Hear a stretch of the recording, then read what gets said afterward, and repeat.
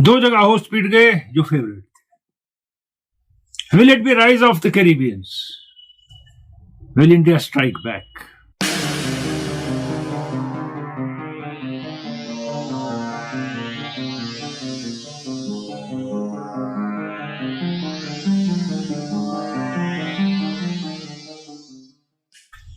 Pink test पहली बार Australia ने हारा ब्रिस्बेन गाबा में। वेस्टइंडीज ने उनको 8 रन से हरा दिया। शिमोर जोसेफ ने 7 विकेट लिए 68 रन देके। स्टार्क की बॉल से उनका टो क्रश हुआ था, थोड़ा फ्रैक्चर था। 28-29 ओवर तक बॉलिंग नहीं की, उनने नहीं कर पा रहे थे शायद। और उसके बाद आए और एक स्पेल 10 ओवर की जिसमें 7 विकेट। अच्छा स्कोर किया पहली इनिंग में रिलेटिवली वेस्टइंडीज ने, और 65 पे 5 था ऑस्ट्रेलिया। 160 पे 7 थे ऑस्ट्रेलिया के। फिर भी ऑस्ट्रेलिया ने 289 बनाए और डिक्लेयर किया। ख्वाजा ने रन बनाए और कमिंस ने रन बनाए। दूसरी बारी आई वेस्टइंडीज की, बैटिंग नहीं चली। टारगेट 200 कुछ 16, 120 ऑड फॉर 2 अराउंड। और उसके बाद शिमोर जोसेफ ने कहानी बदल दी। सस्टेन्ड स्पीड 140, 45, 47 की, और लगातार एक्यूरेट बॉलिंग जिसमें कई एक बोल्ड। स्मिथ एक जगह डटे रहे, 91 नॉट आउट में। ट्रेविस हेड पूरी तरह फेल हो गए, लबुशेन फेल हो गए, और स्मिथ पहले टेस्ट में फेल हुए, इसमें चले। ग्रीन एक इनिंग में कुछ कर सके। और सम टोटल में हमें पता लगा, जो ये मैंने पहले कहा था, जो पैच वर्क किया ऑस्ट्रेलिया ने, ये काम नहीं किया इसने। क्योंकि मिडिल ऑर्डर के बैट्समैन स्मिथ ओपनर आ गए, बाद में सेटल हो गए चौथी इनिंग में, कुछ रन स्कोर किए इस विकेट पे। लेकिन टीम का एक होता है ना कंपोजिशन, वो बिगड़ गया सडनली। और वहां दाद देते हैं कैचिंग की वेस्टइंडीज की, फास्ट बॉलिंग के साथ और अपने पे भरोसे के साथ कैचिंग बेमिसाल की है उन्होंने, जबरदस्त कैचिंग की है। पहले इनिंग में उनके हाथ से मैच निकल गया, 150 की लीड थी, कुछ भी नहीं रही लीड, नहीं ले पाए। दूसरी इनिंग में मैच निकल रहा था, वो वापस ले आए, ये बड़ी बात है। वेस्टइंडीज ने मैच जीता, बहुत बड़ी बात है। 8 रन से जीता, नर्व्स बराबर रखी, क्लोज मैच था। और ये अच्छी बात इसलिए है कि ऐसी टीम्स के बारे में हम ये कहते हैं दे हैड देयर मोमेंट्स, मगर मैच हार जाती है। This time they had moments and they cached on them. तो इससे वेस्टइंडीज टीम उभर सकती है, ये सोच के, और बेहतर हो सकती है। लेकिन बैटिंग में भी खामियां हैं, वो इंप्रूव करनी होगी उनको, जैसे उन्होंने फील्डिंग लिफ्ट की अपनी। और शिमोर जोसेफ इस पेस पे इतनी अटैकिंग बॉलिंग करने वाले एक रेवलेशन है उनके लिए। जब रोश एज हो रहे हैं, एक नया स्पीडस्टर, अच्छी पेस वाला, with lot of guts and spirit, is good news for them. क्या उम्मीद करेंगे कि इन यंगस्टर्स के साथ कैरिबियन टीम राइज करेगी? हमने देखा है कि वहां चेंजेस बहुत होते हैं टीम में। किस मैच में कौन खेलता है अगले मैच में पता नहीं होता है। ये था कभी कभी खेला था इसने। और दूसरी बात है, अगर इन पे भरोसा दिखाना है डिफरेंट कंडीशंस में, हो सकता है कोई सीनियर भी ऐड किया जाए कभी इनके साथ, ये पॉसिबिलिटी बनती है इस टीम में। लेकिन टीम को जो भरोसा है अपने ऊपर, वो बहुत देखने को मिला। और जो फील्डिंग इंप्रूव्ड थी, वो बड़ी बात थी इस टीम की। रोच 35-36 साल के हो गए और आज भी विकेट ले रहे हैं। खैमर रोच एक अनसंग फास्ट बॉलर है, क्योंकि टीम हारती है उनका जिक्र नहीं होता है, लेकिन अकेला शख्स डिलीवर करता है टीम के लिए। इस मैच में भी डिलीवर किया उन्होंने। लेकिन जो ड्रीम एंड चाहता था अपने सीजन का ऑस्ट्रेलिया, वो ना हो पाया। May be it's a dream beginning for the Windies, let's hope for that. वहां से चलते हैं हैदराबाद, और 3 सेशन से कम में इंडिया के 10 प्लेयर लुढ़क गए। Hartley 7 for 62। मैंने कहा था, आपको याद होगा इस मैच से पहले, कि जहां अच्छी स्पिन हो, अच्छे बॉलर हो, स्पिनर, इंडियन बैटिंग भी नहीं चलती है, और नहीं चली दूसरी इनिंग में। मैच में हुआ क्या? पहली बात कि पहली इनिंग में 246 कम स्कोर था। इंग्लैंड को ज्यादा स्कोर करना चाहिए था, नहीं कर पाए। स्टोक्स के बगैर बाकी जमे नहीं, रकेट ने शुरू में कुछ किया। इंडिया ने बॉलिंग अच्छी की, सब में विकेट डिस्ट्रीब्यूट हुए। और उसके बाद जब इंडिया की बैटिंग आई, जायसवाल ने हमला किया उतरते ही, जबरदस्त बैटिंग की। रोहित शर्मा थोड़ी देर चले उनके साथ। हार्टले से ओपन कराई बॉलिंग, एक सही मूव नहीं थी, पहला टेस्ट था, नई बॉल दे दी उनको, और उसके बाद 5 ओवर कराया लगातार जब तक उनको 50 रन पड़े। फील्डिंग ऐसी रखी कि हमें भी किसी को समझ नहीं आया, ना जो कमेंटेटर्स थे उनको समझ आ रहा था कि स्टोक्स करना क्या चाहते हैं। हमने सोचा था कि वो बैक एंड से ओपन कराएंगे, लीच से बॉलिंग या फिर रूट से बॉलिंग, जिसने इस कंडीशन में या इन कंडीशन में बॉलिंग की है। कैसी फील्ड प्लेसिंग स्टोक्स की, और अगर ये टेस्ट मैच हारते जो उन्होंने फर्स्ट इनिंग में कैप्टनशिप की तो उसकी वजह से हार जाते टेस्ट मैच। और अगर आप लेग स्पिनर को खिला रहे हैं और आपको भरोसा नहीं है उस पर, एक एक ओवर की स्पेल आप उसको देते हैं, फिर उम्मीद ना करें वो विकेट लेगा। लेग स्पिनर को पालना पड़ता है क्योंकि विकेट टेकिंग बॉलर होता है। और अगर आपको भरोसा नहीं है तो रेहान अहमद को खिलाया क्यों स्टोक्स ने। लेकिन दूसरी इनिंग में हमें काफी डिफरेंट स्ट्रोक्स दिखे कैप्टनशिप में। उन्हें बहुत बेहतर कैप्टनशिप की, फील्ड प्लेसिंग बहुत अच्छी की, बड़े रन भी रोके, छोटों के लिए कैचिंग भी रखी। सिवाय आखिरी 2-3 विकेट जो इंडिया के थे उनमें क्लोज कैचिंग वो भूल गए तो बैट्समैन थोड़े खुल गए। भरत, अश्विन और एंड पे सिराज और बुमराह ने जो कोशिश की उसकी वजह से। और वहां भी रेहान अहमद को अगर आप बॉलिंग नहीं देते हैं तो फिर खेलते क्यों है वो। आप में अगर जिगर नहीं है लेग स्पिनर को सपोर्ट करने का तो don't play leg spinner. Hartley ने पहले 4 विकेट लिया, फिर रूट ने विकेट लिया, और राहुल सबसे इंपॉर्टेंट विकेट थे इस इनिंग में, फिर रोहित थे। फॉर्म के हिसाब से कह रहा हूं, सिर्फ रोहित शर्मा ने ही रन बनाए इस इनिंग में, 30 क्रॉस किया। मैं पहली इनिंग की तरफ आता हूं इंडियन टीम की आपके। राहुल, अय्यर, जडेजा, अक्षर और भरत ऊंची हिट मारते आउट हुए सारे, रोहित शर्मा समेत। तो जहां वो शट आउट करते पहली इनिंग में मैच 550 स्कोर करके, वहां स्कोर कम हुआ उस हिसाब से, जिस हिसाब से खराब बॉलिंग इंग्लैंड ने की, क्योंकि पर ओवर हर बॉलर 2 लूज बॉल करता था। इतनी लूज बॉलें शायद इन बैट्समैन ने कभी देखी नहीं है। इस खुशी में छक्के मारने के चक्कर में आउट भी हो गए, इतनी लूज बॉलिंग की इंग्लैंड ने फर्स्ट इनिंग में। और कैश किया इंडियन बैट्समैन ने। जो जायसवाल ने असॉल्ट किया था वो उससे संभला नहीं इंग्लैंड। वहां जायसवाल की दाद दीजिए आप। इसी टेंशन में जब अटैक हुआ, ऐसी हालत हो गई स्टोक्स की कि पहले 14 ओवर में उन्होंने 3 रिव्यू ले लिए सोचे समझे बगैर। लेग के बाहर वाइड बॉल पे भी एक ले लिया, कार्ड बैंड कर दिया। मैं कहता हूं सेकंड इनिंग में वो संभल गए थे। So he is a fast learner, that means he is an intelligent cricketer, we know that. जब जायसवाल आउट हुए उसी ओवर में नेक्स्ट बॉल पे कैच छूटा राहुल का फोक से, और अंपायर ने बाई दी है। जो स्पिन बॉलर्स इनकंसिस्टेंट, उसके बाद एफजेड कैप्टनशिप स्टोक्स की, और इंडिया ने मैच हाथ में लेने के बाद छोड़ देना, खासकर जो तीसरे दिन बैटिंग करने आए और सुबह सारी टीम सिमट गई बहुत जल्दी। उधर India fell short by 50 run, जो कंट्रोल था इंडिया का मैच पे, उसमें मैं कह रहा हूं कि इंडिया को 500 क्रॉस करने चाहिए थे, नहीं कर पाए। अब जो 190 है वो बहुत बड़ी लीड है किसी भी मैच में इंडियन कंडीशन में ज्यादा। और मैंने कहा है थर्ड इनिंग मेक्स और मार्स द मैच।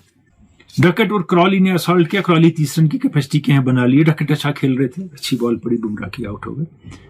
पोप ने इनिंग कैरी की।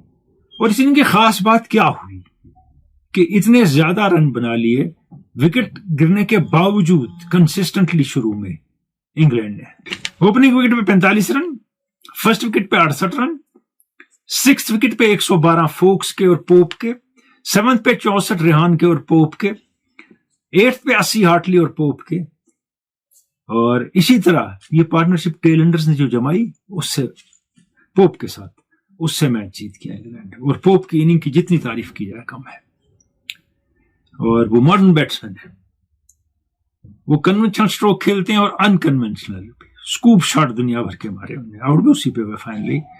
रिवर्स स्वीप मारे, उल्टी हिटें मारी, जैसी मर्जी उनने मारी, क्योंकि आज के बैट्समैन उस पर भरोसा रखता है। वो समझता है मैं खेल सकता हूं, ये पार्ट ऑफ माई रेपेटॉयर माई है क्रिकेट में, आई शुड यूज इट। पहले ये बुरा माना जाता था, आज नहीं माना जाता अगर खेलना आए। डकट ने, मैंने कहा था डकट कुछ अनयूजुअल बैट्समैन है इस सीरीज से पहले, वो दोनों इनिंग में अच्छा स्कोर किया। और वो हासिल करते हैं आते बॉलर्स को अजीब शॉट्स खेल के, उनकी आदत है। और उन्होंने क्या कहा था जब उनसे बात की थी पीटरसन ने कि तुम्हारा क्या इस सीरीज में क्या तुम्हारा इंपॉर्टेंट लगता है, कहा मेरा रिवर्स स्वीप और स्वीप इंपॉर्टेंट लगता है, ये दोनों मेरे डिफेंसिव शॉट है। Defensive shot, that means I will put bowlers on defence, Indian spinners by playing these shots. That is the spirit they carry and it showed. कि speed पे उन्हें सेकंड इनिंग में स्कोर किया, ये दिखता है। एक टीम जो 190 रन पीछे है वो उसी रफ्तार से रन बना रही है, लेकिन क्रिकेट ठीक खेल रही है। यहां में भी इंडियन बॉलर्स मिस्टर ट्रिक और टू कि वो लाइन लेंथ पे ठीक सेटल नहीं हुए। 2-3 विकेट तो बॉल लो रही, उससे मिल गए बॉलर्स को, नहीं तो बॉलर्स ने उस तरह प्रेशराइज नहीं किया जो एक्सपेक्टेड था। जब 190 डाउन है टीम, उसको किया जाए इंडियन बॉलर्स ने। दोनों टीम के स्पिनर्स का मुवाजना करते हैं। इंडियन स्पिनर्स इन कंडीशन में खेलते हैं, बेहतर जानते हैं ऐसे विकेट कैसे इस्तेमाल किए जाते हैं। अब दूसरी इनिंग में इंग्लैंड ने बैटिंग अच्छी की, सेटल नहीं होने दिया और लूज बॉल्स कन्वर्ट की, और वो असॉल्ट और अटैक किया जिसकी इन स्पिनर्स को आदत नहीं है, अनकन्वेंशनल अटैक की। तो ये शायद अगले मैच में इससे बेहतर रिस्पॉन्ड करें इसी सिचुएशन को। जब इंग्लैंड के स्पिनर्स की हम बात करते हैं, इन कंडीशंस में लीच ने बॉलिंग की है, लेकिन लीच जख्मी हो गए थे। एक टांग पे दूसरी इनिंग में उन्होंने बॉलिंग की है। पता नहीं अगला मैच खेलेंगे कि नहीं। हार्टली के लिए पहला मैच था, रेहान अहमद पहली बार खेल रहे थे और रेहान अहमद के साथ यह था कि कैप्टन को भरोसा नहीं है और कैप्टन को फील्ड नहीं देते जो देनी चाहिए। तो पहली इनिंग में वो बहुत ज्यादा इनडिफरेंट बॉलिंग हुई उनसे, क्योंकि विकेट से जो परचेज है, जो बाउंस है, इंग्लैंड जैसा बाउंस नहीं है, अलग किस्म का बाउंस है। तो इस पे सेटल होने में हम उनको ये मार्जिन दे सकते हैं। पहली इनिंग में वो इसलिए पिटे, लूज बॉल ज्यादा हुई, वो सेटल नहीं हो पाए इन कंडीशंस में। डेब्यूटेंट था, एक ने 1 या 2 मैच खेले थे, उसने बॉलिंग भी कम की। रूट ने इन कंडीशन में बॉलिंग बेहतर की थी पहले भी, तो वो इनको बेहतर समझे कंडीशंस को, लेकिन रूट को बहुत लेट इस्तेमाल किया फर्स्ट इनिंग में स्टोक्स ने। तो इतने तजुर्बाकार स्पिनर है। आप टोटल विकेट देख लीजिए, 500 के करीब हैं। यहां से अश्विन, जडेजा 300 के, अक्षर पटेल की भी 30-40 विकेट। उसके बाद वो टीम है जिसका सिर्फ एक बॉलर है जिसने 100 विकेट लिए, स्पिनर 2 बिल्कुल नए हैं, वो डोमिनेट कर जाती है। एक बैट्समैन विकेट लेके डोमिनेट कर जाता है। तो जितने फास्ट गेम इंग्लैंड वालों ने समझ के गेम चेंज की, उतना ही फास्ट इंडिया सरप्राइज हो गया और समझ नहीं पाया करना क्या है। यह क्रेडिट जाता है इंग्लैंड की टीम को। इंडियन बॉलर्स में बेस्ट बॉलर कौन थे? अश्विन नहीं, जडेजा नहीं, अक्षर पटेल नहीं, फास्ट बॉलर बुमराह दोनों इनिंग में बेस्ट बॉलर थे, जिन्हें सबसे बेहतरीन बॉलिंग की। विकेट का इस्तेमाल उनने किया और एलबीडब्ल्यू बोल्ड वगैरह करके विकेट लिए। अगर बॉल में कैरी एट टाइम्स नहीं था, अपने स्किल से विकेट लिए। तो हाईएस्ट क्लास के बॉलर वो नजर आए इस विकेट पे। अब इंडिया का रिस्पॉन्स है सेकंड इनिंग में, हाईएस्ट पार्टनरशिप 42 रन पहले विकेट की। सिर्फ रोहित शर्मा रन बनाते हैं और कोई रन नहीं बनाता खास, बाकी 20-22 वगैरह वगैरह और 28 और कुछ 30 भरत और अश्विन कोई रन नहीं बना पाता, कोई पाँव इस्तेमाल नहीं करता। और क्योंकि वो जो शॉट्स उनने खेल के इंडियन स्पिनर्स को हासिल किया, वो इंडियंस की आदत नहीं है इस क्रिकेट में, तो ये नहीं खेल पाते। तो यही पीटरसन कह रहे थे कि ये बड़ा अच्छा तरीका है वगैरह। गवास्कर ने एक बड़ा अच्छा पॉइंट कहा, ये मैंने पिछले प्रोग्राम में भी बात की थी। अगर आपका फुटवर्क अच्छा बाहर करके खेलते हैं, फिर कोई भी विकेट आपको परेशान नहीं करता है। विकेट डिफिकल्ट था, खराब नहीं था। दूसरी बात, इंग्लैंड की बॉलिंग ने अपने आप को अच्छा साबित किया और लोग कहते रहे वेरी पुअर बॉलिंग लाइनअप, जो विकेट पे विकेट ले रहे हैं। तो वो जो 11 इंडियन है वो गधे, पुअर बॉलिंग लाइनअप के सामने आउट हो गए इतनी जल्दी, ऐसी बात नहीं है। They bowled well, they bowled to a plan. India had no plan while chasing the score. Had they gone after the bowling, तो एक तरीका था। Had they stayed there and waited, वो भी तरीका था। ये in between confusion में इंडियन टीम रही, कुछ खेलना न खेलने के चक्कर में इतने घबरा गए टर्म से बॉल के कुछ कर ना पाए। हार्टली की दाद देंगे फिर भी हम, रूट ने जो बॉलिंग की उनकी। और एक बॉलर है, मैं 2 साल से 3 साल से ये कह रहा हूं कि वुड के बारे में, मैंने अपनी लाइफ में उतनी पेस का इतना इनफेक्टिव बॉलर आज तक नहीं देखा है लाइफ में। 152-55 पे बॉल है, लेकिन आप कुछ नहीं कर पाते। 34 टेस्ट है, 100 विकेट है आपके। आपने इंग्लैंड में बॉलिंग की है, साउथ अफ्रीका में की, ऑस्ट्रेलिया में, जहां फास्ट बॉलर विकेट लेते हैं मगर आप विकेट नहीं ले पाते। बहुत अप करते हैं बॉल, मूवमेंट बहुत कम है उनकी बॉल में। थोड़ा 1 फुट अपनी तरफ खींचे तो बॉल उठ के आए, वो आती नहीं है उनको। बाउंसर अच्छी है नहीं उनकी। तो मेरे ख्याल में एंडरसन बेटर चॉइस है, वो एक एंड बंद तो करेंगे अगर वो खेलेंगे इंडियन विकेट्स पे। रॉबिन्सन भी इनसे बेटर चॉइस है, मूवमेंट है बॉल में। तो वुड ने कुछ खास किया नहीं। जब वहां बुमराह की बात देखिए आप, कि क्या बॉलिंग की है बुमराह ने इसी विकेट पे। और ये मैं बारहा कह चुका हूं, जिस विकेट पे बॉल टर्न हो, थोड़ा अनइवन बाउंस हो, वहां अच्छा फास्ट बॉलर बैटिंग नहीं करने देता है। मार्शल ने ये किया, रॉबर्ट्स ने यहाँ इंडिया में ये किया, होल्डिंग ने इंडिया में आके किया, स्टेन ने आके किया यही हाल। और कई एक फास्ट बॉलर ऐसे आए जिनने इंडिया में इन विकेट्स पे बैटिंग नहीं करने दी इंडियन बैट्समैन को, लेकिन वो क्वालिटी वुड में नहीं है। खाली स्पीड से काम नहीं चलता, आप सीधी बॉलें आके वो भी बैट के सामने फेंक रहे। एक और खिलाड़ी जहन में आता है, शुभमन गिल। 17 एवरेज है एक साल में पिछले उनकी टेस्ट क्रिकेट में, लेकिन हर वक्त इतनी तारीफ होती है जब खेलने आते हैं, ये जबरदस्त टैलेंट ये है, वो कोई नहीं कहता है कि is complete failure from last 1 year, नहीं कहते। क्योंकि अब एक और चीज भी है, वो न्यू फाउंड कॉर्पोरेट हीरो है। अब वो देख रहे हैं कि कोहली का एंड हो रहा है, तो they need new icon as a brand ambassador, and he is becoming an brand ambassador icon. तो ना तो कमेंटेटर्स दे डियर, ना experts dare to say that he is not playing well. डांट देते हैं जैसे गवास्कर ने कि इसने गलत शॉट खेला, लेकिन ये नहीं कहते हैं लगातार फेल ही हो रहा है, टीम में क्यों है, इसकी बात नहीं होती है, क्योंकि पीछे वजन है उनके, and he doesn't deserve to be in next match. वो तो 250 रन बनाए नेक्स्ट मैच में, आप कहेंगे मैं गलत साबित हूं, but he doesn't deserve to be in next match. तो इंडिया रिस्क लेगा मैच हारने के बाद नए प्लेयर को खिलाने के, या एक आउट ऑफ फॉर्म प्लेयर को कंटिन्यू करेगा जब तक तुम फॉर्म में आते हो। ये कोहली तो नहीं है, आप इनके लिए वेट कर सकते हैं, वो एक अगर अलग लेवल है, ये वो लेवल नहीं है। स्कोर इनने किया बहुत ज्यादा वनडे में, उसी की तारीफ में हम टेस्ट में कहते रहे बहुत अच्छा खेल रहे हैं, जो कि नहीं खेलते हैं। 17 एवरेज है पिछले एक साल में टेस्ट क्रिकेट में। Maybe in next match Kuldeep Yadav gets in और wicket becomes more deadlier for spinners. Axar Patel ने बैटिंग अच्छी की है, बॉलिंग भी ठीक ठाक की है। एक कैच 115 या 20 पे छूट गया उनका पोक उनसे, किससे भी छूटता है लेकिन छूट गया उनसे। और लेकिन Kuldeep Yadav wicket taking bowler हैं, लेकिन पिटते बहुत हैं अगर उनको मारने पे, और इंग्लैंड के प्लेयर मारेंगे उनको अगर वो खेले। इंग्लैंड की बैटिंग लाइनअप तो मुझे नहीं लगता चेंज होगी। शायद अगर बशीर आ गए हैं तो वो खेलेंगे एज ऑफ स्पिनर, तो रेहान बाहर जाएंगे, और मेरे ख्याल में वुड को भी बाहर जाना होगा, वो टीम के लिए बेहतर है। मगर याद रखें, लास्ट टाइम जब इंग्लैंड की टीम यहां आई तो पहला टेस्ट चेन्नई में इंग्लैंड ने जीता, उसके बाद 3 इंडिया ने जीते। तो series has begun, it has not ended, so India is very much there in the series. पहले इनिंग में कई एक हीरो बने इंडिया के बैटिंग में, जडेजा भी उनमें एक थे, अक्षर पटेल भी उनमें एक थे जिनने अच्छी बैटिंग की, भरत ने भी थोड़ी बैटिंग की, बाकी सारे बैट्समैन सेटल हुए और विकेट दे दिए। अगले मैच में सोचना होगा कि England should get their wickets instead of them giving them and offering them. और सेकंड इनिंग में England got their wickets because they had the chance. और इंग्लैंड के बैट्समैन फर्स्ट इनिंग में खौफ खाए थे स्पिन से कि विकेट में डीमन होगा, था नहीं, तो ना आगे जा रहे थे ना पीछे जा रहे थे। सेकंड इनिंग में वो जान गए थे काफी हद तक, led by pope, amazing inning of pope, कि कैसे टैकल करना है इस अटैक को। तो इंडिया को भी इंप्रूव करनी होगी कंडीशन अपनी बैटिंग के, हर बॉल पे विकेट, हर बॉल पे विकेट, क्योंकि बॉल टर्न हो रही है, उनको खेलना नहीं आएगा, ये माइंडसेट चेंज करना होगा इंडियन टीम को।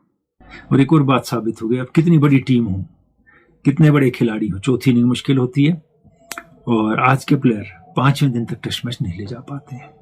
सो 2 very good test matches and brilliant comeback by 2 visiting teams. मुलाकात करेंगे खेल के मैदान से, में आपके खत हैं, मेल है, क्विज है, और ऑस्ट्रेलियन ओपन की बात होगी, कुछ और बातें हैं। आज इजाजत, खुदा हाफिज।